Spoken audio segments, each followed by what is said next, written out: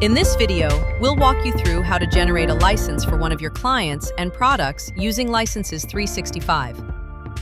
Before you get started, make sure you've already added the client to your system, defined the product you're licensing. If you haven't done these steps yet, check out our other videos. Step 1. Open your admin app. From your Licenses 365 admin app landing page, click New License in the top right corner. Step 2. Fill out the license details. A simple form will open.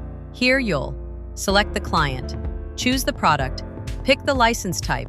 Remember, you can configure your license types from the settings screen. Next, set the start date, the duration, and add any extra details if needed. Step 3.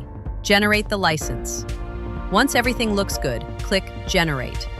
Licenses 365 will instantly create a unique license key for your client and product.